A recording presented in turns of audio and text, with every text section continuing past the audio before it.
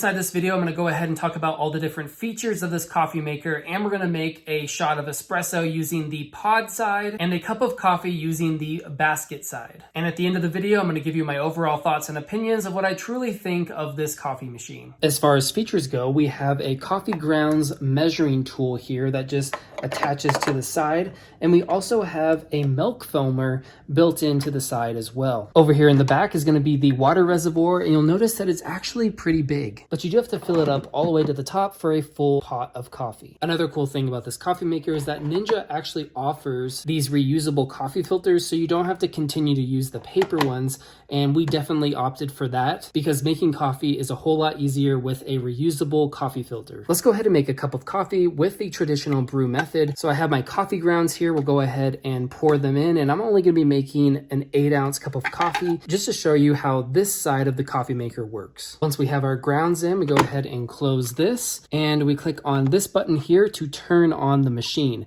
Now it's going to flash both of these sides. You want to choose the traditional brewing method, and now you can twist this dial and it will tell you on the screen how many ounces you're going to be brewing. If you're brewing over 28 ounces, it will automatically turn on the coffee warmer, and that's going to sit here at the bottom of the carafe. We're going to go ahead and turn this over to 8 ounces, and you can also choose from a classic brew, rich brew, or an over ice brew. I'm going to stick with a classic brew for this demonstration, so you just click in the middle and it automatically starts brewing the coffee. You'll know that it's done when you'll see this line right here light up all the way. That's just the indicator of how far along the coffee is. And if you ever want to stop the coffee brewing early and grab some coffee, you can flip this over to close, and that will seal it so that no coffee will drip.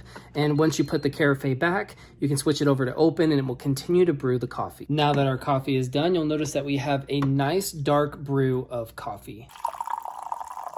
Now let's go ahead and brew a shot of coffee using the Nespresso pod side. I have a classic Nespresso pod here that we can use inside of this system. But before we do that, I just want to go ahead and show you where all of the Nespresso pods are going to be stored after using them. And they go right here in this little compartment, which is honestly really great for cleanup and recycling. So you just slide that back in there, put your coffee mug here, take the Nespresso pod, put it inside of the chamber, close the chamber, and then we're going to turn on the machine and choose the pod side. Now you can choose between espresso, lungo, or over ice. I'm going to go with espresso, and then we'll hit start brew. And within 60 seconds, we're going to have our shot of espresso. Now that it's finished, this is what our shot of espresso looks like using the Ninja Dual Brew. You'll notice that the shot of espresso has some nice crema on top, and it looks just like the quality of coffee you would expect from an espresso machine. Now, if we want to foam some milk for our shot of espresso, we can use the milk foamer on the side.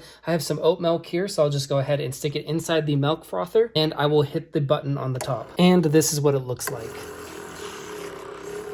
And after using the frother a little bit, you'll notice that the milk is already frothing. And being that this is oat milk, this is probably the best that we're going to get. But if you do have regular milk that you're using, expect a whole lot more foam. Overall, I'm very impressed with the Ninja Dual Brew coffee maker. This thing has been one of the best coffee machines that we've used in the past 6 months, and it has continued to be our daily coffee machine. It has so many different features, including the ability to use classic Nespresso pods and also brew a normal cup of coffee with the milk frother built into the side. After 6 months of use, I can definitely say that this coffee machine is worth it, and I would recommend it to anybody looking for a coffee machine that can both do Nespresso pods and classic brewed coffee. Thank you so much for watching this video review, and I hope that it helps.